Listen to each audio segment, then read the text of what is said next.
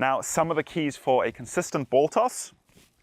The first thing you need is a straight tossing arm. Very, very important, because now you're eliminating the other two possible moving joints, which would be your wrist and your elbow.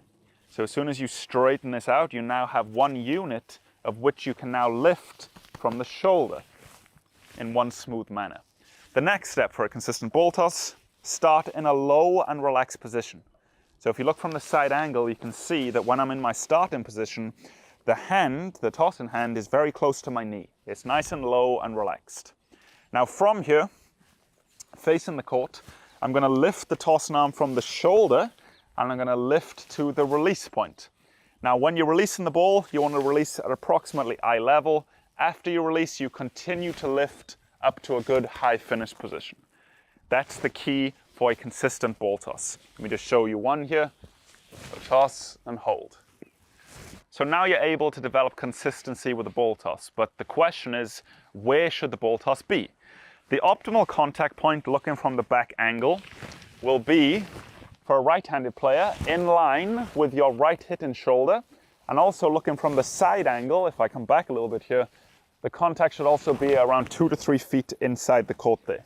So from the back, it's in line with the right hip and shoulder. From the side, 2 to 3 feet inside the court. That's the optimal contact point.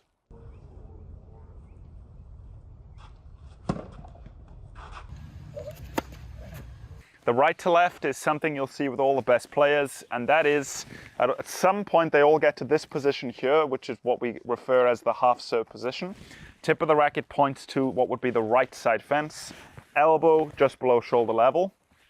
Also looking from the side angle, see how the elbow, this is very important. Many players have this look here where the elbow dips in too close, or they have the opposite effect where the elbow goes too high.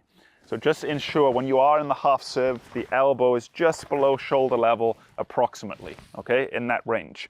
Now from here, you're gonna begin to bend at the elbow. When you bend at the elbow, it's going to initiate this right to left arm action. Now to simplify and boil it down to make it as easy as possible, you just want to see this look where the tip of the racket starts off pointing to the right side fence, you bend at the elbow, and now it points to the left side fence. Now when this is happening, also pay close attention to, I bend at the elbow, the racket begins the right to left. As the racket now passes my head, my elbow leads, racket goes down and away.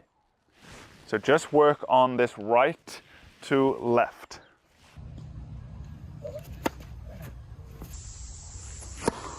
Now for some of you that are not aware of the grips and the bevel system, every racket will have 8 bevels on the racket.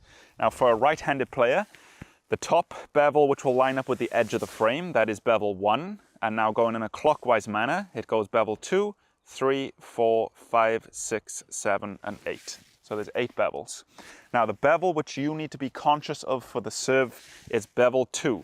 So it's this right side here, which is on the right side to the top bevel, which is bevel 1. That's the continental. Now we've established where the continental grip is.